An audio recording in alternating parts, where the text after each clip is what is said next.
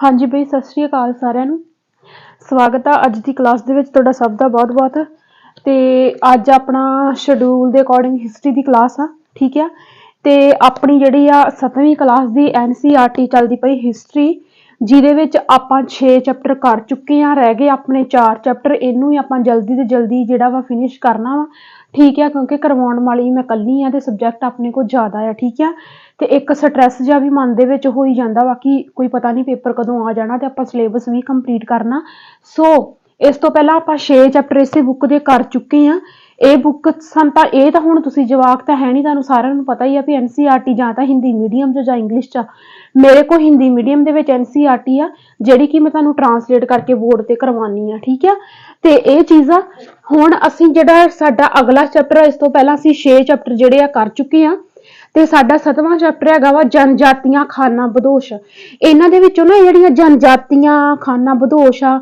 ਹਨਾ ਇਹਨਾਂ ਦੇ ਵਿੱਚੋਂ ਸਾਨੂੰ ਬਹੁਤ ਸਾਰੇ ਕੁਐਸਚਨ ਜਿਹੜੇ ਆ ਜਾਂਦੇ ਆ ਸੋ ਇਹਦੇ ਹੀ ਬਾਰੇ ਇਹ ਸਾਰਾ ਦਾ ਸਾਰਾ ਚੈਪਟਰ ਆ ਇਹਦੇ ਬਾਰੇ ਆਪਾਂ ਜਿਹੜੀ ਆ ਗੱਲ ਕਰਦੇ ਆ ਠੀਕ ਹੈ ਦੇਖੋ ਸਭ ਤੋਂ ਪਹਿਲਾਂ ਤਾਂ ਸਾਨੂੰ ਇਹ ਪਤਾ ਹੋਣਾ ਚਾਹੀਦਾ ਕਿ ਜਨਜਾਤੀਆਂ ਕਿੰਨਾਂ ਨੂੰ ਕਹਿੰਦੇ ਆ ਠੀਕ ਆ ਉਪ ਮਹਾਦੀਪ ਦੇ ਕਈ ਸਮਾਜ ਬ੍ਰਾਹਮਣਾਂ ਦੁਆਰਾ ਸੁਝਾਏ ਗਏ ਸਮਾਜਿਕ ਨਿਯਮਾਂ ਅਤੇ ਕਰਮਕਾਂਡਾਂ ਨੂੰ ਨਹੀਂ ਮੰਨਦੇ ਸੀ ਮਤਲਬ ਅਤੇ ਨਾ ਹੀ ਉਹ ਕਈ ਅਸਮਾਨ ਵਰਗਾਂ ਵਿੱਚ ਵਿਭਾਜਿਤ ਸੀ ਸਮਝਣ ਦੀ ਕੋਸ਼ਿਸ਼ ਕਰਿਓ ਕੀ ਕਹਿੰਦੇ ਜਿਹੜੀਆਂ ਜਨਜਾਤੀਆਂ ਸੀਗੀਆਂ ਮਤਲਬ ਉਹ ਸਮਾਜ ਕਿਹੜੇ ਸਮਾਜ ਉਹ ਸਮਾਜ ਜਿਹੜੇ ਕੁਝ ਬ੍ਰਾਹਮਣਾਂ ਦੁਆਰਾ ਜਿਹੜੇ ਆ ਕੁਝ ਨਿਯਮ ਦਿੱਤੇ ਜਾਂਦੇ ਸੀ ਉਪ ਮਹਾਦੀਪ ਮਤਲਬ ਉਪ ਮਹਾਦੀਪ ਦੀ ਗੱਲ ਹੋ ਰਹੀ ਆ ਸਾਡੇ ਭਾਰਤੀ ਉਪ ਮਹਾਦੀਪ ਦੀ ਕਿ ਭਾਰਤੀ ਉਪ ਮਹਾਦੀਪ ਦੇ ਵਿੱਚ ਕਹਿ ਲਓ ਕਿ ਕੁਝ ਇਸ ਤਰ੍ਹਾਂ ਦੇ ਸਮਾਜ ਸੀਗੇ ਜਿਹੜੇ ਕੁਝ ਬ੍ਰਾਹਮਣਾਂ ਦੁਆਰਾ ਜਿਹੜੇ ਸੀ ਕੁਝ ਨਿਯਮ ਦਿੱਤੇ ਜਾਂਦੇ ਸੀ ਕੁਝ ਉਹਨਾਂ ਵੱਲੋਂ ਕਰਮਕਾਂਡ ਦਿੱਤੇ ਜਾਂਦੇ ਵੀ ਸੀ ਆਹ ਨਿਯਮ ਆ ਐਸ ਰੂਲਸ ਰੈਗੂਲੇਸ਼ਨ ਦੇ ਰਾਹੀਂ ਜਿਹੜੀ ਆ ਤੁਸੀਂ ਆਪਣੀ ਲਾਈਫ ਜਿਹੜੀ ਆ ਸਪੈਂਡ ਕਰਨੀ ਆ ਜਾਂ ਜਿਵੇਂ ਵੀ ਆ ਹਨਾ ਤੇ ਜਾਂ ਤੁਹਾਨੂੰ ਆਹ ਵਾਲੇ ਇਹਦੇ ਰੂਲ ਰੈਗੂਲੇਸ਼ਨ ਆ ਆਹ ਵਾਲੇ ਕਰਮਕਾਂਡ ਆ ਇਹ ਤੁਹਾਨੂੰ ਮੰਨਣੇ ਪੈਣਗੇ ਹਨਾ ਪਰ ਕਹਿੰਦੇ ਉਹ ਸਮਾਜ ਜਿਹੜੇ ਇਹਨਾਂ ਬ੍ਰਾਹਮਣਾਂ ਦੁਆਰਾ ਦਿੱਤੇ ਗਏ ਨਾ ਹੀ ਨਿਯਮਾਂ ਨੂੰ ਮੰਨਦੇ ਸੀ ਤੇ ਨਾ ਹੀ ਉਹ ਇਹਨਾਂ ਦੇ ਕਰਮਕਾਂਡਾਂ ਨੂੰ ਮੰਨਦੇ ਸੀ ਠੀਕ ਹੈ ਤੇ ਨਾ ਹੀ ਉਹ ਕਈ ਅਸਮਾਨ ਵਰਗਾਂ ਵਿੱਚ ਵੰਡੇ ਹੋਏ ਸੀ ਮਤਲਬ ਕਿਸੇ ਵਰਗਾਂ ਦੇ ਵਿੱਚ ਨਹੀਂ ਸੀ ਵੰਡੇ ਸੀ ਉਹਨਾਂ ਦਾ ਇੱਕ ਆਪਣਾ ਰੂਲ ਰੈਗੂਲੇਸ਼ਨ ਸੀ ਉਹਨਾਂ ਦੇ ਆਪਣੇ ਕਰਮਕਾਂਡ ਸੀ ਤੇ ਉਹਨਾਂ ਇਸ ਤਰ੍ਹਾਂ ਦੇ ਸਮਾਜਾਂ ਨੂੰ ਕੀ ਕਿਹਾ ਜਾਂਦਾ ਸੀ ਇਸੇ ਤਰ੍ਹਾਂ ਦੇ ਸਮਾਜਾਂ ਨੂੰ ਕੀ ਕਿਹਾ ਜਾਂਦਾ ਸੀ ਜਨਜਾਤੀਆਂ ਕਿਹਾ ਜਾਂਦਾ ਸੀ ਇਹ ਹੂਬਹੂ ਲਾਈਨਾਂ ਜਿਹੜੀਆਂ ਇਹਨਾਂ ਨੇ एनसीईआरटी ਦੇ ਵਿੱਚ ਦਿੱਤੀਆਂ ਆ ਦੇਖੋ ਮੈਂ ਅੰਡਰਲਾਈਨ ਵੀ ਕੀਤੀਆਂ ਹੋਈਆਂ ਵਾ ਠੀਕ ਆ ਤੇ ਇਹ ਮੈਂ ਟੈਲੀਗ੍ਰਾਮ ਤੇ ਚੈਪਟਰ ਪੂਰਾ ਭੇਜੂੰਗੀ ਤੁਸੀਂ ਖੁਦ ਵੀ ਰੀਡ ਕਰ ਲੈਣਾ ਠੀਕ ਆ ਹੁਣ ਤੁਹਾਨੂੰ ਪਤਾ ਹੋਣਾ ਚਾਹੀਦਾ ਜਨਜਾਤੀਆਂ ਕਿੰਨਾਂ ਨੂੰ ਕਹਿੰਦੇ ਸੀ ਬ੍ਰਾਹਮਣਾਂ ਦੁਆਰਾ ਜਿਹੜੇ ਕੁਝ ਰੂਲ ਰੈਗੂਲੇਸ਼ਨ ਦਿੱਤੇ ਜਾਂਦੇ ਸੀ ਕੁਝ ਕਰਮਕਾਂਡ ਦਿੱਤੇ ਜਾਂਦੇ ਸੀ ਉਹਨਾਂ ਨੂੰ ਜਿਹੜੇ ਸਮਾਜ ਨਹੀਂ ਸੀ ਮੰਨਦੇ ਨਾ ਹੀ ਉਹ ਆਪਸ ਵਿੱਚ ਕਿਸੇ ਵਰਗ ਦੇ ਵਿੱਚ ਵੰਡੇ ਸੀ ਉਹ ਜਿਹੜੇ ਸਮਾਜ ਕੀ ਹੁੰਦੇ ਸੀ ਜਨਜਾਤੀਆਂ ਹੁੰਦੇ ਸੀ ਕਲੀਅਰ ਹੁਣ ਉਸ ਤੋਂ ਬਾਅਦ ਗੱਲ ਆਉਂਦੀ ਆ ਵੀ ਇਹਨਾਂ ਦਾ ਕਿੱਤਾ ਕੀ ਸੀ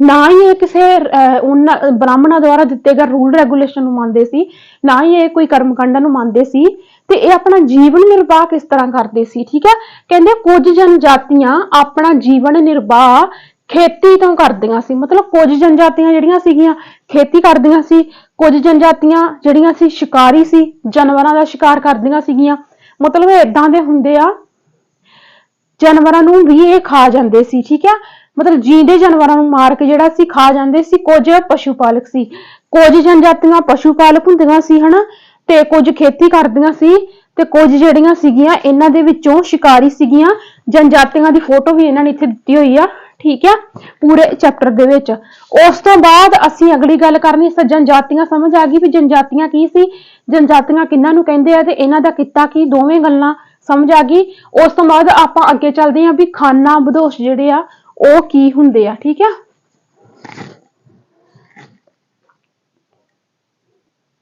ਉਸ ਤੋਂ ਬਾਅਦ ਅਸੀਂ ਗੱਲ ਕਰਾਂਗੇ ਖਾਨਾ ਬਦੋਸ਼ ਦੀ ਧਿਆਨ ਦੇ ਨਾਲ ਸੁਣਿਓ ਜੋ ਜਨਜਾਤੀਆਂ ਇੱਕ ਜਗ੍ਹਾ ਤੋਂ ਦੂਸਰੀ ਜਗ੍ਹਾ ਜਾਂਦੀਆਂ ਸਨ ਮਤਲਬ ਜਿੱਦਾਂ ਅਸੀਂ ਆ ਦੇਖਦੇ ਨਹੀਂ ਆਮ ਹੀ ਜਿਨ੍ਹਾਂ ਨੂੰ ਅਸੀਂ ਟੱਪਰਵਾਸੀ ਕਹਿ ਦਿੰਦੇ ਆ ਹਨਾ ਜਿਹੜੇ ਆ ਗੱਡੀਆਂ ਤੇ ਆਉਂਦੇ ਆ ਹਨਾ ਤੇ ਜਿਨ੍ਹਾਂ ਨੂੰ ਜਾਂ ਅਸੀਂ ਜਿਹੜੇ ਆ ਗੁੱਜਰ ਹੋ ਜਾਂਦੇ ਇਹ ਸਾਰੇ ਇਹਨਾਂ ਦੇ ਵਿੱਚ ਹੀ ਆਉਂਦੇ ਠੀਕ ਆ ਇਹ ਆਪਣੇ ਬਣਾਏ ਸਮੂਹਾਂ ਦੇ ਰੂਪ ਵਿੱਚ ਭੂਮੀ ਅਤੇ ਚਾਰਾਗਾਹਾਂ ਤੇ ਨਿਯੰਤਰਣ ਰੱਖਦੇ ਸੀ ਚਾਰਾ ਗਾਹਾਂ ਤੇ ਨਿਯੰਤਰ ਕਿਉਂ ਰੱਖਦੇ ਸੀ? ਕਿਉਂਕਿ ਇਹਨਾਂ ਕੋਲ ਆਪਣੇ ਜਾਨਵਰ ਹੁੰਦੇ ਸੀ, ਪਸ਼ੂ ਹੁੰਦੇ ਸੀ, ਠੀਕ ਹੈ, ਪਾਲਤੂ ਪਸ਼ੂ, ਅਤੇ ਆਪਣੇ ਖੁਦ ਦੇ ਬਣਾਏ ਹੋਏ ਨਿਯਮਾਂ ਦੇ ਆਧਾਰ ਤੇ ਹੀ ਪਰਿਵਾਰਾਂ ਦੇ ਵਿੱਚ ਬਟਵਾਰਾ ਕਰਦੇ ਸਨ। ਕਦੀ ਤੁਸੀਂ ਦੇਖਿਆ ਆ ਜਿਹੜੇ ਟੱਪਰਵਾਸੀ ਆ ਜਾਂ ਕੋਈ ਏਦਾਂ ਦੀਆਂ ਹੋਰ ਜਿਹੜੇ ਸਮੂਹ ਆ, ਉਹਨਾਂ ਦੇ ਘਰ ਦੇ ਵਿੱਚ ਕਦੀ ਪੰਚਾਇਤ ਗਈ ਹੋਵੇ ਹਨਾ? ਇਹ ਏਦਾਂ ਦੇ ਲੋਕ ਆ ਜਿਨ੍ਹਾਂ ਨੇ ਆਪਣਾ ਜੀਵਨ ਨਿਰਵਾਹ ਕਰਨ ਲਈ ਇੱਕ ਜਗ੍ਹਾ ਤੋਂ ਦੂਸਰੀ ਜਗ੍ਹਾ ਜਾਣਾ। ਸੋ ਮਤਲਬ ਇਹਦੇ ਵਿੱਚ ਕੋਈ ਪੰਚਾਇਤ ਜਾਂ ਕੋਈ ਏਦਾਂ ਦਾ ਜੋ ਮਤਲਬ ਕੋਈ ਏਦਾਂ ਦਾ ਬੰਦਾ ਜੋ ਇਹਨਾਂ ਤੇ ਰੂਲ ਰੈਗੂਲੇਸ਼ਨ ਥੋਪੇ, ਏਦਾਂ ਦਾ ਤੇ ਇਹਨਾਂ ਦੇ ਵਿੱਚ ਸਵਾਲ ਹੀ ਪੈਦਾ ਨਹੀਂ ਹੁੰਦਾ, ਕਿਉਂਕਿ ਇਹ ਆਪਣੇ ਬਣਾਏ ਹੋਏ ਨਿਯਮਾਂ ਦੇ ਤਹਿਤ ਹੀ ਆਪਣੇ ਪਰਿਵਾਰਾਂ ਦੇ ਵਿੱਚ ਬਟਵਾਰਾ ਕਰਦੇ ਸੀ। ਕਹਿੰਦੇ ਭਾਰਤੀ ਉਪਮਹਾਦੀਪ ਤੇ ਕਈ ਵੱਡੀਆਂ ਜਨਜਾਤੀਆਂ ਵਧੀਆਂ ਫੁੱਲੀਆਂ ਜੋ ਜੰਗਲਾਂ, ਪਹਾੜਾਂ ਅਤੇ ਰੇਗਿਸਤਾਨਾਂ ਅਤੇ ਹੋਰ ਜਗ੍ਹਾ ਤੇ ਨਿਵਾਸ ਕਰਦੀਆਂ ਸੀ। ਸੋ ਇਹ ਮੋਸਟ ਇੰਪੋਰਟੈਂਟ ਪੁਆਇੰਟ ਆ ਸਾਨੂੰ ਪੁੱਛਿਆ ਜਾ ਸਕਦਾ ਵਾ ਕਿ ਭਾਰਤੀ ਉਪ ਮਹਾਦੀਪ ਦੇ ਵਿੱਚ ਜਿਹੜੀਆਂ ਕੁਝ ਜਨਜਾਤੀਆਂ ਵਧੀਆਂ ਫੁੱਲੀਆਂ ਉਹ ਕਿੱਥੇ ਕਿੱਥੇ ਨਿਵਾਸ ਕਰਦੀਆਂ ਸੀ? ਜੰਗਲਾਂ, ਪਹਾੜਾਂ, ਰੇਗਿਸਤਾਨਾਂ, ਜਾਂ ਇਹਨਾਂ ਵਿੱਚੋਂ ਕੋਈ ਨਹੀਂ, ਜਾਂ ਇਹ ਸਾਰੇ।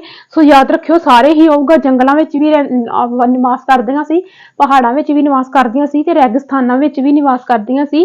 ਤੇ ਕਹਿੰਦੇ ਆ ਸ਼ਕਤੀਸ਼ਾਲੀ ਸਮਾਜ ਨਾਲ ਕਦੀ ਕਦੀ ਇਹਨਾਂ ਦਾ ਟਕਰਾਵ ਵੀ ਹੁੰਦਾ ਸੀ। ਪਤਾ ਕਿਉਂ? ਕਿਉਂਕਿ ਕਈ ਵਾਰੀ ਮੰਨ ਲਓ ਇੱਕ ਜਗ੍ਹਾ ਤੋਂ ਦੂਸਰੀ ਜਗ੍ਹਾ ਇਹ ਗਏ ਆ ਹਨਾ, ਉੱਥੇ ਕੋਈ ਆਲਰੇਡੀ ਮਤਲਬ ਕੋਈ ਆਪਾਂ ਨਾ, ਜਿੱਦਾਂ ਹੁਣ ਕੋਈ ਪਿੰਡ ਆ, ਕੋਈ ਨਗਰ ਆ ਹਨਾ, ਉੱਥੇ ਕੋਈ ਸਾਈਡ ਤੇ ਕੋਈ ਖੁੱਲੀ ਜਗ੍ਹਾ ਉੱਥੇ ਜਾ ਕੇ ਰਹਿ ਰਹੇ ਆ ਹਨਾ, ਉੱਥੇ ਕੋਈ ਵਧੀਆ ਚਾਰਾਂ ਗਾਹਾਂ ਦਾ ਪ੍ਰਬੰਧ ਆ ਹਨਾ, ਉੱਥੇ ਜੋ ਵੀ ਇਹਨਾਂ ਨੂੰ ਸੋਰਸ ਚਾਹੀਦੇ ਉਹ ਅਵੇਲੇਬਲ ਆ, ਤੇ ਥੋੜੇ ਦਿਨ ਉਹ ਆਪਣਾ ਉੱਥੇ ਰਹਿ ਕੇ ਜੀਵਨ ਨਿਰਵਾਹ ਕਰਨਗੇ। ਪਰ ਉੱਥੇ ਕੋਈ ਜਿਹੜਾ ਐਟ ਪ੍ਰੈਜ਼ੈਂਟ ਜਿਹੜਾ ਕੋਈ ਉੱਥੇ ਸ਼ਕਤੀਸ਼ਾਲੀ ਸਮਾਜ ਜਿਹੜਾ ਉੱਥੇ ਰਹਿ ਰਿਹਾ, ਨਿਵਾਸ ਕਰ ਰਿਹਾ ਪੱਕੇ ਤੌਰ ਤੇ, ਕਦੀ ਕਦੀ ਉਹਨਾਂ ਦੇ ਨਾਲ ਇਹਨਾਂ ਦਾ ਟਕਰਾਵ ਵੀ ਚੱਲ ਪੈਂਦਾ ਸੀ। ਪਤਾ ਕਿਉਂ? ਕਿਉਂਕਿ ਜਿਹੜੇ ਨੈਚੁਰਲ ਰਿਸੋਰਸ ਆਲਰੇਡੀ ਉੱਥੇ ਅਵੇਲੇਬਲ ਹੁੰਦੇ ਸੀ, ਉਹਨਾਂ ਨੂੰ ਲੈ ਕੇ ਜਿਹੜਾ ਸੀ ਇਹਨਾਂ ਦਾ ਟਕਰਾਵ ਵੀ ਚੱਲ ਪੈਂਦਾ ਸੀ, ਜੋ ਕਿ ਪਹਿਲਾਂ ਦੇ ਸਮੇਂ ਵਿੱਚ ਵੀ ਚੱਲਦਾ ਸੀ ਤੇ ਅੱਜ ਦੇ ਸਮੇਂ ਦੇ ਵਿੱਚ ਵੀ ਚੱਲਦਾ ਹੀ ਆ। ਠੀਕ ਆ। ਸੋ ਇਹ ਸੀ ਖਾਨਾਬਦੋਸ਼ ਤੇ ਜਨਜਾਤੀਆਂ। ਇਹ ਕੰਸੈਪਟ ਤੁਹਾਨੂੰ ਪਤਾ ਹੋਣਾ ਚਾਹੀਦਾ ਵਾ। ਠੀਕ ਹੈ। ਖਾਨਾਬਦੋਸ਼ ਤੇ ਜਨਜਾਤੀਆਂ ਦੇ ਵਿੱਚ ਜੇਕਰ ਫਰਕ ਪਤਾ ਕਰਨਾ ਹੋਵੇ, ਜਨਜਾਤੀਆਂ ਮਤਲਬ ਉਹੀ ਜਨਜਾਤੀ ਹੈਗੇ ਸੇਮ ਹੀ ਆ, ਕੋਈ ਫਰਕ ਨਹੀਂ ਆ। ਪਰ ਖਾਨਾਬਦੋਸ਼ ਕਿਹਨਾਂ ਨੂੰ ਕਹਿ ਦਿੰਦੇ ਆ? ਜਿਹੜੇ ਇੱਕ ਜਗ੍ਹਾ ਤੋਂ ਦੂਸਰੀ ਜਗ੍ਹਾ ਜਾਂਦੇ ਆ, ਜੋ ਕਦੀ ਵੀ ਇੱਕ ਥਾਂ ਤੇ ਟੇਕੇ ਨਹੀਂ ਬੈਠਦੇ, ਆਪਣੀਆਂ ਲੋੜਾਂ ਦੀ ਪੂਰਤੀ ਲਈ ਇੱਕ ਥਾਂ ਤੋਂ ਦੂਜੀ ਥਾਂ ਤੇ ਜਾਂਦੇ ਰਹਿੰਦੇ ਆ, ਉਹਨਾਂ ਜਨਜਾਤੀਆਂ ਨੂੰ ਹੀ ਅਸੀਂ ਖਾਨਾਬਦੋਸ਼ ਜਿਹੜਾ ਵਾ ਉਹ ਕਹਿ ਦਿੰਦੇ ਆ। ਠੀਕ ਹੈ। ਉਸ ਤੋਂ ਬਾਅਦ ਜਾਣੇ ਆਪਾਂ ਅਗਲੇ ਪੁਆਇੰਟ ਤੇ। ਕਹਿੰਦੇ ਇਸੇ ਟਕਰਾਵ ਦਾ ਕਰਕੇ ਜਿਹੜਾ ਵਾ ਕਈ ਜਨਜਾਤੀਆਂ ਨੇ ਸੰਘਰਸ਼ ਕਰਕੇ ਆਪਣੀ ਅਲੱਹਦਾ ਸੰਸਕ੍ਰਿਤੀ ਨੂੰ ਬਚਾਇਆ। ਹੁਣ ਇੱਥੋਂ ਸਾਨੂੰ ਕੁਐਸਚਨ ਪਤਾ ਕਿ ਕਿੱਦਾਂ ਆਉਣਾ, ਸਾਨੂੰ ਪੁੱਛਿਆ ਜਾ ਸਕਦਾ ਅਲੱਹਦਾ ਸੰਸਕ੍ਰਿਤੀ ਕਿਹਦੇ ਨਾਲ ਸੰਬੰਧਿਤ ਆ, ਤੇ ਸਾਡਾ ਆਨਸਰ ਆਊਗਾ ਖਾਨਾਬਦੋਸ਼ ਜਾਂ ਜਨਜਾਤੀਆਂ ਦੇ ਨਾਲ ਸੰਬੰਧਿਤ। ਇਹ ਉਹਨਾਂ ਦੀ ਕਿਹਨਾਂ ਦੀ ਸੰਸਕ੍ਰਿਤੀ ਸੀ? ਜਿਹੜੇ ਜਨਜਾਤੀਆਂ ਤੇ ਖਾਨਾਬਦੋਸ਼ ਲੋਕ ਸੀਗੇ ਉਹਨਾਂ ਦੀ ਇਹ ਸੰਸਕ੍ਰਿਤੀ ਸੀ। ਠੀਕ ਹੈ। ਜਦੋਂ ਇਹਨਾਂ ਦਾ ਟਕਰਾਵ ਚੱਲਿਆ ਵੱਡੇ ਸ਼ਕਤੀਸ਼ਾਲੀ ਸਮਾਜ ਦੇ ਨਾਲ, ਤੇ ਇਹਨਾਂ ਨੇ ਆਪਣੀ ਸੰਸਕ੍ਰਿਤੀ ਨੂੰ ਬਚਾਇਆ ਸੀ। ਠੀਕ ਆ। ਇਹਨਾਂ ਦੀ ਸੰਸਕ੍ਰਿਤੀ ਕੀ ਸੀ? ਅਲੱਹਦਾ ਸੰਸਕ੍ਰਿਤੀ। ਜਨਜਾਤੀਆਂ ਬਾਰੇ ਇਤਿਹਾਸ ਵਿੱਚ ਕੋਈ ਵੀ ਲਿਖਿਤ ਸਰੋਤ ਨਹੀਂ ਮਿਲਦੇ। ਕਿਉਂ? ਕਿਉਂਕਿ ਇਹ ਇਦਾਂ ਦੇ ਲੋਕ ਸੀ, ਇਹ ਨਾ ਤਾਂ ਕੋਈ ਇੰਨਾ ਜ਼ਿਆਦਾ ਲਿਖੇ ਪੜ੍ਹੇ ਹੁੰਦੇ ਸੀ ਹਨਾ, ਤੇ ਨਾ ਹੀ ਇਹਨਾਂ ਦੇ ਕੋਈ ਰਿਟਨ ਸੋਰਸ ਹੁੰਦੇ ਸੀ, ਮਤਲਬ ਨਾ ਹੀ ਇਹ ਕੁਝ ਲਿਖਦੇ ਸੀ, ਨਾ ਹੀ ਇਹਨਾਂ ਨੂੰ ਕੋਈ ਲਿਖਣ ਦਾ ਸਰੋਤ ਹੀ। ਇਹਨਾਂ ਦੇ ਕੋਈ ਵੀ ਸਾਨੂੰ ਲਿਖਤ ਸਰੋਤ ਨਹੀਂ ਮਿਲਦੇ। ਤੇ ਇਤੋਂ ਕੀ ਹੁੰਦਾ ਵਾ ਵੀ ਇੱਥੋਂ ਫਿਰ ਸਾਨੂੰ ਇਹਨਾਂ ਦਾ ਇਤਿਹਾਸ ਵੀ ਨਹੀਂ ਪਤਾ ਲੱਗਦਾ। ਇਤਿਹਾਸ ਦਾ ਪਤਾ ਲੱਗਣ ਦਾ ਮਤਲਬ ਇਹ ਆ ਕਿ ਸਾਡੇ ਇਤਿਹਾਸਕਾਰਾਂ ਨੂੰ ਇਹਨਾਂ ਦੇ ਕੋਈ ਰਿਟਨ ਸੋਰਸ ਜਿਹੜੇ ਉਹ ਨਹੀਂ ਮਿਲਦੇ। ਕਹਿੰਦੇ ਅੱਜ ਦੇ ਇਤਿਹਾਸਕਾਰਾਂ ਨੇ ਉਹਨਾਂ ਦੀਆਂ ਪਰੰਪਰਾਵਾਂ ਦੇ ਆਧਾਰ ਤੇ ਹੀ ਇਹਨਾਂ ਦਾ ਇਤਿਹਾਸ ਲਿਖਿਆ। ਫਿਰ ਜੇਕਰ ਇਤਿਹਾਸ ਇਹਨਾਂ ਦਾ ਸਾਡੇ ਕੋਲ ਆਇਆ ਵਾ ਇਹ ਵਾਲਾ, ਤੇ ਇਹ ਸਾਨੂੰ ਕਿਸ ਆਧਾਰ ਤੇ ਇਤਿਹਾਸਕਾਰਾਂ ਨੇ ਦਿੱਤਾ ਵਾ? ਉਹਨਾਂ ਦੀਆਂ ਪੁਰਾਣੀਆਂ ਪਰੰਪਰਾਵਾਂ ਦੇ ਆਧਾਰ ਤੇ ਉਹਨਾਂ ਨੇ ਇਤਿਹਾਸ ਲਿਖਿਆ, ਜਿਹੜਾ ਕਿ ਅੱਜ ਸਾਡੇ ਕੋਲ ਕੀ ਆ? ਅਵੇਲੇਬਲ ਆ। ਠੀਕ ਆ। ਇਸ ਤੋਂ ਬਾਅਦ ਕਹਿੰਦੇ ਆ ਜਨਜਾਤੀਆਂ ਲੋਕ ਭਾਰਤ ਦੇ ਹਰ ਖੇਤਰ ਵਿੱਚ ਪਾਈਆਂ ਜਾਂਦੀਆਂ ਸਨ। ਕੁਝ ਸ਼ਕਤੀਸ਼ਾਲੀ ਜਨਜਾਤੀਆਂ ਵੱਡੇ ਇਲਾਕੇ ਤੇ ਨਿਯੰਤਰਣ ਕਰ ਲੈਂਦੀਆਂ ਸੀ। ਕਹਿੰਦੇ ਭਾਰਤ ਦੇ ਹਰ ਖੇਤਰ ਦੇ ਵਿੱਚ ਜਨਜਾਤੀਆਂ, ਇਹ ਖਾਨਾਬਦੋਸ਼ ਜਿਹੜੇ ਲੋਕ ਪਾਏ ਜਾਂਦੇ ਸੀ, ਕਹਿੰਦੇ ਕੁਝ ਜਨਜਾਤੀਆਂ ਇੰਨੀਆਂ ਕੁ ਜ਼ਿਆਦੀਆਂ ਸ਼ਕਤੀਸ਼ਾਲੀ ਹੋ ਜਾਂਦੀਆਂ ਸੀ ਵੀ ਕਿਸੇ ਵੱਡੇ ਏਰੀਏ ਤੇ ਜਿਹੜਾ ਵੀ ਉਹ ਆਪਣਾ ਪੂਰਾ ਅਧਿਕਾਰ ਜਿਹੜਾ ਸੀ ਉਹ ਜਮਾ ਲੈਂਦੀਆਂ ਸੀ। ਇਸ ਤੋਂ ਬਾਅਦ ਜਿਹੜਾ ਅਗਲਾ ਟੌਪਿਕ ਆਉਣਾ ਵਾ ਗੋਂਡ ਜਨਜਾਤੀ, ਭੀਲ ਜਨਜਾਤੀ ਹਨਾ, ਇਹ ਸਾਨੂੰ ਬਹੁਤ ਕੁਐਸਚਨ ਜਿਹੜੇ ਆਉਂਦੇ ਆ। ਬਲੋਚ ਜਨਜਾਤੀ ਹਨਾ, ਬੰਜਾਰੇ, ਏਦਾਂ ਕਰਕੇ ਇਹ ਜਿਹੜੀਆਂ ਜਨਜਾਤੀਆਂ ਵਾ ਹਨਾ ਇਹ ਬਹੁਤ ਜ਼ਿਆਦਾ ਇੰਪੋਰਟੈਂਟ ਆ ਤੇ ਇਹਨਾਂ ਦੇ ਬਾਰੇ ਆਪਾਂ ਅੱਗੇ ਗੱਲ ਕਰਦੇ। ਭੀਲ ਜਨਜਾਤੀ ਕੀ ਸੀ, ਗੋਂਡ ਕੀ ਸੀ, ਬੰਜਾਰੇ, ਇਹ ਸਾਰੀਆਂ ਜਨਜਾਤੀਆਂ ਜਿਹੜੀਆਂ ਇਹਨਾਂ ਬਾਰੇ ਆਪਾਂ ਪੜ੍ਹਦੇ ਹਾਂ। ਜਿਹੜੇ ਅਗਲੇ ਪੁਆਇੰਟ ਆ ਇਹ ਬਹੁਤ ਜ਼ਿਆਦਾ ਇੰਪੋਰਟੈਂਟ ਆ, ਠੀਕ ਆ। ਇੱਕ ਇੱਕ ਪੁਆਇੰਟ ਨੂੰ ਧਿਆਨ ਦੇ ਨਾਲ ਸੁਣਦੇ ਜਾਇਓ। ਕਹਿੰਦੇ ਪੰਜਾਬ ਵਿੱਚ ਖੋਖਰ ਜਨਜਾਤੀ 13ਵੀਂ ਅਤੇ 14ਵੀਂ ਸ਼ਤਾਬਦੀ ਵਿੱਚ ਬਹੁਤ ਪ੍ਰਭਾਵਸ਼ਾਲੀ ਹੋਈ। ਮੋਸਟ ਇੰਪੋਰਟੈਂਟ ਪੁਆਇੰਟ ਆ, ਠੀਕ ਆ, ਨੋਟ ਕਰਦੇ ਜਾਓ ਕਿਉਂਕਿ ਇਹ ਸਾਨੂੰ ਪੁੱਛਿਆ ਜਾ ਸਕਦਾ ਕਿ 13ਵੀਂ ਤੇ 14ਵੀਂ ਸ਼ਤਾਬਦੀ ਦੇ ਪੰਜਾਬ ਦੇ ਵਿੱਚ ਕਿਹੜੀ ਜਨਜਾਤੀ ਸਭ ਤੋਂ ਜ਼ਿਆਦਾ ਪ੍ਰਭਾਵਸ਼ਾਲੀ ਸੀਗੀ।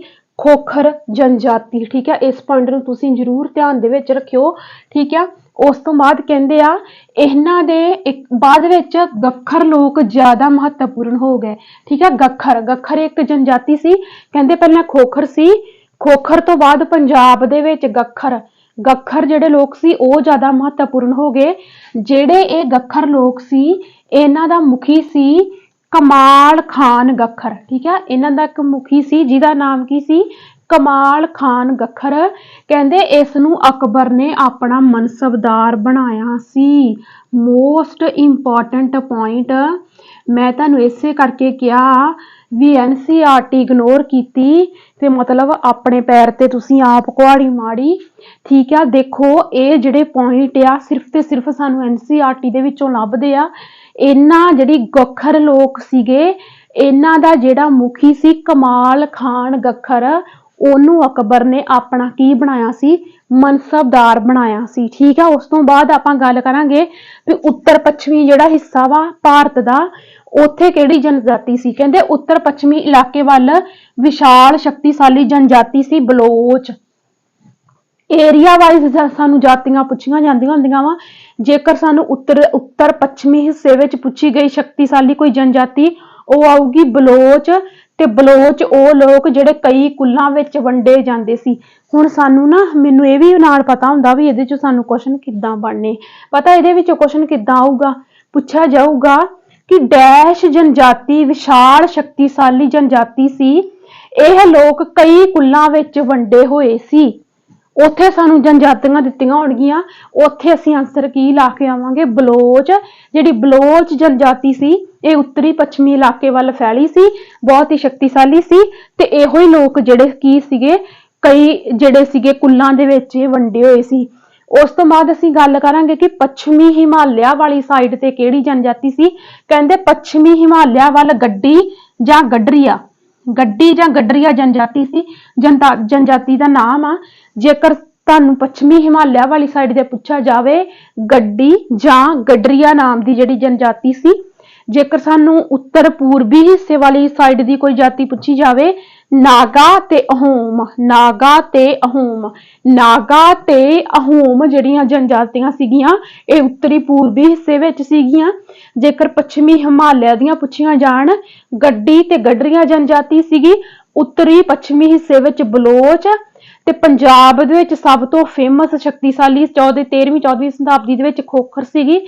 ਬਾਅਦ ਵਿੱਚ ਇਹ ਲੋਕ ਗੱਖਰ ਅਖਵਾਏ ਤੇ ਇਹੋ ਗੱਖਰ ਜਿਹੜੇ ਲੋਕ ਸੀ ਇਹਨਾਂ ਦਾ ਮੁਖੀਆ ਕਮਾਲ ਖਾਨ ਗੱਖਰ ਜਿਹੜਾ ਸੀ ਅਕਬਰ ਨੇ ਆਪਣਾ ਕੀ ਬਣਾਇਆ ਸੀਗਾ, ਆਪਣਾ ਮਨਸਬਦਾਰ ਬਣਾਇਆ ਸੀ, ਠੀਕ ਆ। ਕਰਨਾਟਕ ਅਤੇ ਮਹਾਰਾਸ਼ਟਰ ਦੇ ਵਿੱਚ, ਠੀਕ ਹੈ, ਯਾਦ ਰੱਖਿਓ ਕਰਨਾਟਕ ਅਤੇ ਮਹਾਰਾਸ਼ਟਰ ਦੇ ਵਿੱਚ ਕਿਹੜੀਆਂ ਜਨਜਾਤੀਆਂ ਸੀਗੀਆਂ, ਕੋਲੀ ਤੇ ਬੈਰਾਦ। ਕੋਲੀ ਤੇ ਬੈਰਾਦ ਨਾਮ ਦੀਆਂ ਜਨਜਾਤੀਆਂ ਕਿੱਥੇ ਸੀਗੀਆਂ, ਕਰਨਾਟਕ ਅਤੇ ਮਹਾਰਾਸ਼ਟਰ ਦੇ ਵਿੱਚ। ਕਹਿੰਦੇ ਕੋਲੀ ਲੋਕ ਗੁਜਰਾਤ ਦੇ ਕਈ ਹਿੱਸਿਆਂ ਵਿੱਚ ਰਹਿੰਦੇ ਸੀ। ਮਤਲਬ ਕਰਨਾਟਕ ਅਤੇ ਮਹਾਰਾਸ਼ਟਰ ਦੇ ਵਿੱਚ ਤਾਂ ਹੈਗੀਆਂ ਸੀ ਕੋਲੀ ਤੇ ਬੈਰਾਦ ਨਾਮ ਦੀਆਂ ਜਨਜਾਤੀਆਂ, ਪਰ ਕਹਿੰਦੇ ਕੁਝ ਕੋਲੀ ਲੋਕ ਜਿਹੜੇ ਆ ਗੁਜਰਾਤ ਦੇ ਕੁਝ ਹਿੱਸਿਆਂ ਦੇ ਵਿੱਚ ਵੀ ਰਹਿੰਦੇ ਸੀ। ਕਹਿੰਦੇ ਦੱਖਣ ਵਿੱਚ ਕੋਰਾਗਾ ਵੇਤਰ ਮਾਰਵਾੜ ਜਾਤੀਆਂ ਦੀ ਵਿਸ਼ਾਲ ਆਬਾਦੀ ਸੀ। ਜੇਕਰ ਸਾਨੂੰ ਪੁੱਛਿਆ ਜਾਵੇ ਕਿ ਦੱਖਣੀ ਭਾਰਤ ਦੇ ਦੱਖਣੀ ਹਿੱਸੇ ਵਿੱਚ ਕਿਹੜੀਆਂ ਜਨਜਾਤੀਆਂ ਦੀ ਜ਼ਿਆਦਾ ਆਬਾਦੀ ਸੀਗੀ, ਕੋਰਾਗਾ ਵੇਤਰ ਤੇ ਮਾਰਵਾੜ, ਠੀਕ ਹੈ।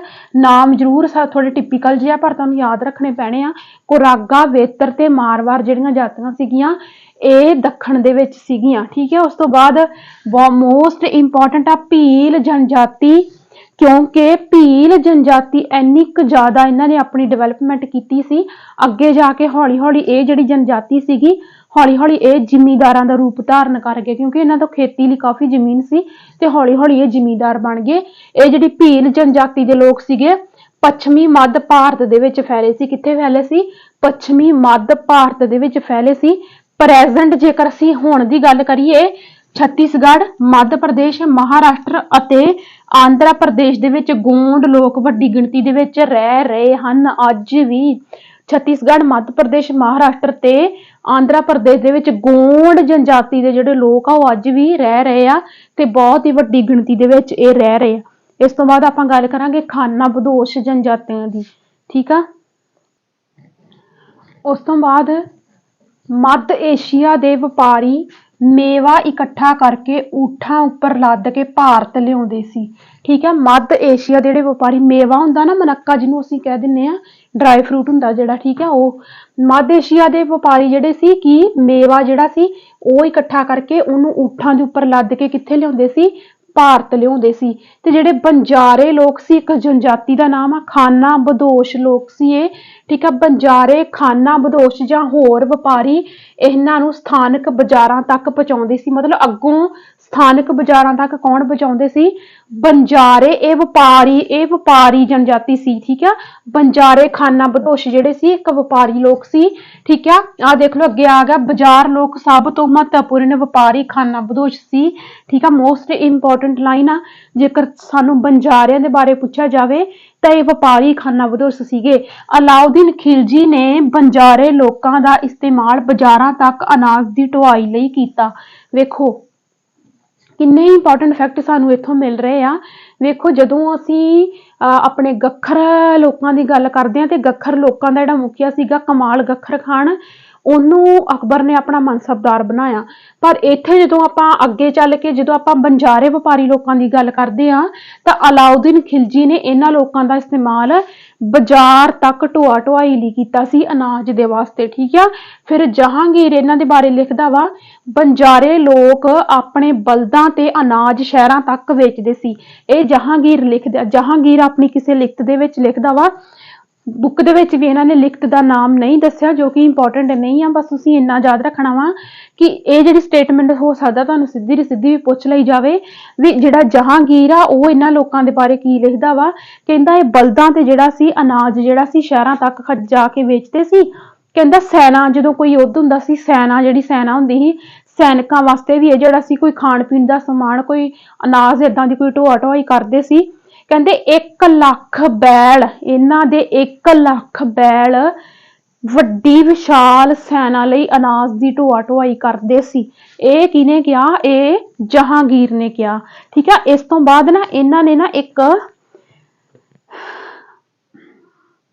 ਭਾਰਤ ਦੇ ਵਿੱਚ ਨਾ ਇੱਕ ਅੰਗਰੇਜ਼ੀ ਵਪਾਰੀ ਆਇਆ।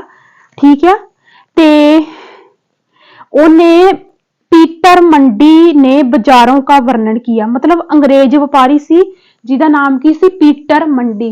ठीक है। पीटर मंडी कौन सी? एक अंग्रेज व्यापारी सी। इन्हें आ जिहड़े बंजारे लोग सी इन्हां दे बारे इन्हें कुछ लिखिया। जो भी इन्हें लिखिया इन्हें एक इत्थे मतलब जो भी उन्हें इन्हां दे बारे लिखिया पूरा दा पूरा उन्होंने इत्थे सारा सानू देता। मैं तुहानू पढ़ के सुना दिंदी हां। ठीक है। तुसीं सुन लिओ। बाकी ये कोई ज्यादा साडी याद रखण वाली चीज नहीं है। ठीक है। कहते सुबह हमारी मुलाकात बंजारों की एक टांडा से हुई। कौन कह रहा वा? अंग्रेजी व्यापारी। कहता 14,000 बैल थे। सारे पशु गेहूं और चावल जैसे अनाजों से लदे हुए थे। यह बाजारे लोग अपनी पूरी घर गृहस्थी, बीवी और बच्चे अपने साथ लेकर चलते थे। एक टांडा में कई परिवार होते थे। उनका जीने का तरीका उन भारवाहकों से मिलता जुलता है जो लगातार एक जगह से दूसरी जगह जाते रहते थे। गायें बैल उनके अपने होते हैं। कई बार वह सौदागरों के द्वारा भाड़े पर नियुक्त किए जाते हैं, लेकिन ज्यादातर वह खुद सौदागर होते हैं। अनाज जहां सस्ता उपलब्ध है वहां से वह खरीदते हैं और उस जगह ले जाते हैं जहां वह महंगा हो। मतलब अनाज खरीदते कित्थों सी? जिथे सस्ता हुंदा सी ते वेचदे कित्थे सी? जिथे जाके महंगा हुंदा सी। इदां क्यों करदे सी? क्योंकि इन्हां नूं मुनाफा हो सके। सारियां गल्लां किहने लिखियां वा? अंग्रेजी व्यापारी पीटर मंडी ने। ठीक है। फिर ये कहंदे आ टांडा में शहर से 700 तक लोग हो सकते हैं। मतलब टांडा, टांडा की आ, मतलब ਇਹ ਸ਼ਬਦ ਸਾਨੂੰ ਪੁੱਛੇ ਜਾ ਸਕਦੇ ਆ। ਟਾਂਡਾ ਕੀ ਸੀ? ਆ ਜਿਹੜੇ ਬੰਜਾਰੇ ਲੋਕ ਆ ਇਹਨਾਂ ਦੇ ਗਰੁੱਪ ਬਣੇ ਹੁੰਦੇ ਸੀ ਤੇ ਇਹਨਾਂ ਦੇ ਗਰੁੱਪ ਨੂੰ ਕੀ ਕਿਹਾ ਜਾਂਦਾ ਸੀ? ਟਾਂਡਾ। ਕਹਿੰਦੇ ਇੱਕ ਟਾਂਡੇ ਦੇ ਵਿੱਚ ਕਿੰਨੇ ਲੋਕ ਹੁੰਦੇ ਸੀ? 6 ਜਾਂ 7 ਲੋਕ ਇੱਕ ਟਾਂਡੇ ਦੇ ਵਿੱਚ ਹੁੰਦੇ ਸੀ, ਮਤਲਬ ਇੱਕ ਗਰੁੱਪ ਦੇ ਵਿੱਚ। ਠੀਕ ਹੈ, ਸ਼ਬਦ ਨੂੰ ਤੁਸੀਂ ਜ਼ਰੂਰ ਯਾਦ ਰੱਖਣਾ। ठीक है, कहते यह एक दिन में 6 या 7 मील से ज्यादा सफर नहीं करते थे, यहाँ तक कि ठंडे मौसम में भी नहीं। मतलब 6 तो 7 मील तो ज्यादा सफर ही नहीं सी करते। अपने गाय बैलों पर से सामान उतारने के बाद वे उन्हें चरने के लिए खुला छोड़ देते थे, क्योंकि यहाँ जमीन पर्याप्त है और उन्हें रोकने वाला कोई नहीं सी। ਇਹ ਸਾਰੀਆਂ ਗੱਲਾਂ ਜਿਹੜੀਆਂ ਕਿੰਨੇ ਲਿਖੀਆਂ ਵਾ? ਅੰਗਰੇਜ਼ੀ ਵਪਾਰੀ ਪੀਟਰ ਮੰਡੀ ਨੇ। ਆ ਤੁਹਾਨੂੰ ਸੁਣ ਕੇ ਸੌਖੇ ਪੁਆਇੰਟ ਆ, ਇੱਕ ਕਹਾਣੀ ਜੀ ਵਾਂਗੂ ਲੱਗ ਰਿਹਾ। ਠੀਕ ਆ, ਤੇ ਜੇਕਰ ਤੁਹਾਨੂੰ ਇਹਦੇ ਵਿੱਚ ਕੋਈ ਵੀ ਸਟੇਟਮੈਂਟ ਪੁੱਛੀ ਜਾ ਸਕਦੀ ਆ ਜਾਂ ਇਦਾਂ ਵੀ ਪੁੱਛਿਆ ਜਾਂਦਾ ਬੰਜਾਰੇ ਲੋਕਾਂ ਬਾਰੇ ਕਿਹੜੇ ਅੰਗਰੇਜ਼ੀ ਅਫਸਰ ਨੇ ਲਿਖਿਆ? ਅੰਗਰੇਜ਼ੀ ਵਪਾਰੀ ਸੀ। ਠੀਕ ਆ, ਅਫਸਰ ਨਹੀਂ, ਅੰਗਰੇਜ਼ੀ ਵਪਾਰੀ ਸੀ ਪੀਟਰ ਮੰਡੀ, ਜਿਨੇ ਇਹਨਾਂ ਲੋਕਾਂ ਦੇ ਬਾਰੇ ਲਿਖਿਆ। ਠੀਕ ਆ,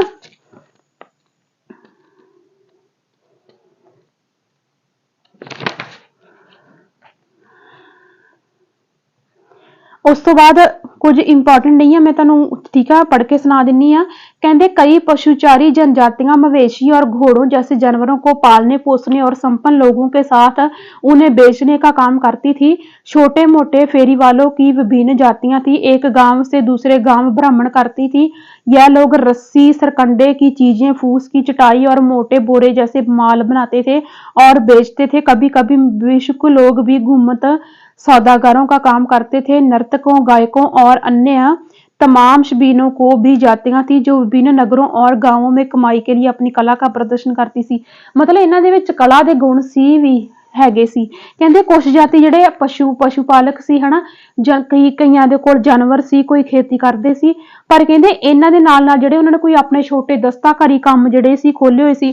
ਕੋਈ ਰੱਸੀਆਂ ਬਣਾਉਂਦੇ ਸੀ, ਕੋਈ ਟੋਕਰੀਆਂ ਬਣਾਉਂਦੇ ਸੀ, ਕੋਈ ਚਟਾਈ ਕਿਹਨੂੰ ਕਹਿ ਦਿੰਦੇ ਜਿਵੇਂ ਚਾਦਰਾਂ ਵਗੈਰਾ ਬਣਾਉਂਦੇ ਸੀ ਹਨਾ। ਐਦਾਂ ਦੀਆਂ ਚੀਜ਼ਾਂ ਜਿਹੜੀਆਂ ਸੀਗੀਆਂ, ਕਹਿੰਦੇ ਸੂਟ ਵਗੈਰਾ ਐਦਾਂ ਦੀਆਂ ਚੀਜ਼ਾਂ ਵੀ ਜਿਹੜੀਆਂ ਸੀ ਕਈ ਜਨਜਾਤੀਆਂ ਬਣਾਉਂਦੀਆਂ ਸੀ। ਇਹੋ ਜਿਹੀਆਂ ਜਾਤੀਆਂ ਇਹੋ ਜਿਹੇ ਛੋਟੇ ਮੋਟੇ ਦਸਤਾਕਾਰੀ ਕੰਮ ਕਰਕੇ ਜਿਹੜਾ ਸੀ ਉਹ ਆਪਣਾ ਜਿਹੜਾ ਸੀ ਜੀਵਨ ਨਿਰਵਾਹ ਕਰਦੇ ਸੀ। ਉਸ ਤੋਂ ਬਾਅਦ ਕਹਿੰਦੇ ਬਦਲਤਾ ਸਮਾਜ नई जातियां और श्रेणियां। कहते जैसे जैसे अर्थव्यवस्था और समाज की जरूरतें बढ़ती गई, मतलब जिवें जिवें समा बढ़ता गया अर्थव्यवस्था बदलती गई। कहते नए हुनर वाले लोगों की आवश्यकता पड़ी। वर्णों के भीतर छोटी छोटी जातियां उभरने लगी। उदाहरण के लिए ब्राह्मणों के बीच नई जातियां सामने आई।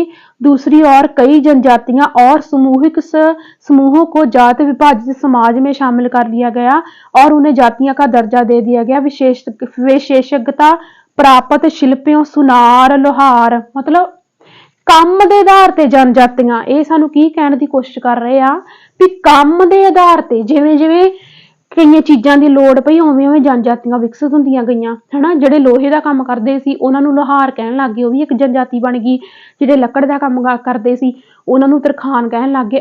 ਇਸ ਤਰ੍ਹਾਂ ਕਹਿੰਦੇ ਆ ਵੀ ਕੰਮ ਦੇ ਆਧਾਰ ਤੇ ਜਾਂ ਕਹਿ ਲਓ ਅਰਥ ਵਿਵਸਥਾ ਦੇ ਆਧਾਰ ਤੇ ਹੌਲੀ ਹੌਲੀ ਨਵੀਆਂ ਜਨਜਾਤੀਆਂ ਜਿਹੜੀਆਂ ਸੀਗੀਆਂ ਵਿਕਸਿਤ ਹੁੰਦੀਆਂ ਗਈਆਂ। ਇਹੀ ਚੀਜ਼ ਸਾਨੂੰ ਕਹਿਣ ਦੀ ਕੋਸ਼ਿਸ਼ ਕਰਕੇ ਰਾਜ ਮਿਸਤਰੀ ਵੀ ਇਹਦੇ ਵਿੱਚ ਆ ਜਾਂਦੇ ਆ। ਠੀਕ ਆ, ਉਸ ਤੋਂ ਬਾਅਦ ਕਹਿੰਦੇ ਜਨਜਾਤੀ ਪਰ ਵਿਚਾਰ ਵਿਮਰਸ਼, मतलब जातियां ते कोई विचार चर्चा आप करनी है। वेने आप की कहते हैं, कहते वर्तमान तमिलनाडु के तिरुचिरापल्ली तालुक में स्थित उडाई कोडन उद्यार के 12वीं शताब्दी के अभिलेख में ब्राह्मणों की सभा ने विचार विमर्श का वर्णन किया है। चलो ये आप छड़ दिंने आ, ये साडे लिए इंपॉर्टेंट नहीं हैगा। ठीक है, उस तो बाद आप जाने कहते 11वीं और 12वीं सदी तक आते क्षत्रियों के बीच नए राजपूत गोत्रों की ताकत में काफी इजाफा हुआ। वह हुणन, चंदेल, चालुक्यों और कुछ दूसरी वंश परंपराओं में से आते गए।